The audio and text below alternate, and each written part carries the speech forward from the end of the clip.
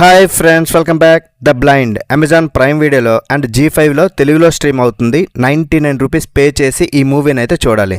కానీ మీకు ఎక్కడ ఫ్రీగా దొరుకుతుందో తెలుసు, నేనైతే చెప్పక్కర్లేదు. రన్ టైం 1 hour 50 minutes ఉంది. అక్కడక్కడ ముద్దులు తప్ప పెద్ద మసాలా అయితే లేదు. చాలా డీసెంట్గా ఉంటుంది. సో ఫ్యామిలీతో కలిసి కూడా చూడొచ్చు. ఇదొక real story and biographical drama. Phil Robertson is an professional hunter, business man and reality television star. ఈయన బయోగ్రఫీ ఈ మూవీలో చూడడానికైతే ఉంటుంది. 1960 నుండి తన యొక్క బాల్యం, తన లవ్, పెళ్లి చేసుకోవడం, పెళ్ళయ్యాక వచ్చే ప్రాబ్లమ్స్, డబ్బు కోసం ఎటువంటి పనులు చేశాడు, రాముడు మంచి బాలుడిగా ఉండే అతను రాక్షసుడిలా పెళ్ళయ్యాక ఎందుకు మారిపోయాడు, ఇష్టపడి పెళ్లి చేసుకున్నాక ఎందుకు గొడవలు వస్తున్నాయి, ఫైనల్గా తను ఏమయ్యాడు, ఇవన్నీ కూడా మూవీలో చూడడానికైతే ఉంటుంది.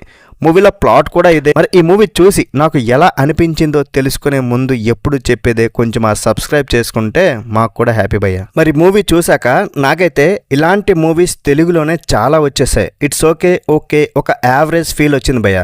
ఒకసారి చూడొచ్చు, పర్లేదు. ఈ మూవీ టైటిల్ ద బ్లైండ్. ఇదో థ్రిల్లర్ అనుకొని లేదా ఒక యాక్షన్ మూవీ అనుకుని చూస్తే మాత్రం పక్కా డిసప్పాయింట్ అవుతారు. అవేవీ లేవు. జస్ట్ ఒక ఫ్యామిలీ డ్రామా ఫిలిం అంతే.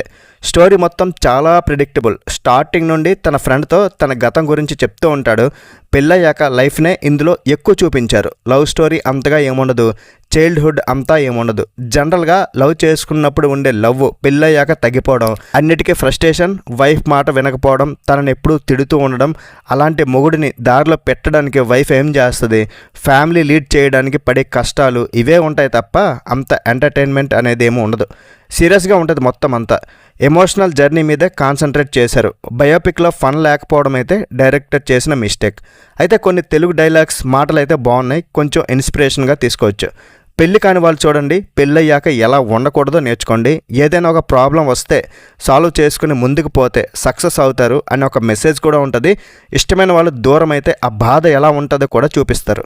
క్యారెక్టర్స్లో హీరో అరోన్ వోన్ ఆండ్రియన్ చాలా బాగా చేశాడండి. ఇతను already Indiana Jones and the Dial of Destiny, House of the Dragon సిరీస్లో కూడా ఉన్నాడు. Heroine excellent. ఆవిడ యాక్టింగ్ లేకపోతే ఈ మూవీ ఇంకా లోగా ఉండేది.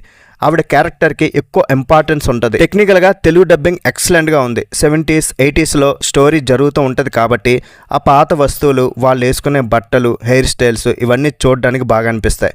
ఒక వింటేజ్ ఫీలింగ్ వస్తుంది. ఫైనల్గా ఈ బయోపిక్ని జస్ట్ ఒకసారి అలా ట్రై చేయొచ్చు. మీకు ఖాళీ టైం ఉంటే జస్ట్ ఫన్ కూడా కొంచెం పెట్టుంటే బాగుంది అనిపించింది. ఒక ఇన్స్పిరేషనల్ మూవీ ఇది. మరి ఈ మూవీకి నేను ఇచ్చే రేటింగ్ అందంటే 3/5. That's it guys. ఇలాంటి మరిన్ని రివ్యూస్ కోసం మన ఛానల్ని సబ్స్క్రైబ్ చేసుకోవడం మాత్రం మర్చిపోకండి. ఒకవేళ మీరు మూవీ చూసుంటే కింద కామెంట్ సెక్షన్లో మీకు ఎలా అనిపించిందో కొంచెం చెప్పేస్తే మేము కూడా చూసి తరిస్తాం. మీ ఫ్రెండ్స్తో కూడా షేర్ చేసుకొని వీడియోకి ఒక లైక్ కూడా వేసుకోండి. Bye bye. జై హింద్.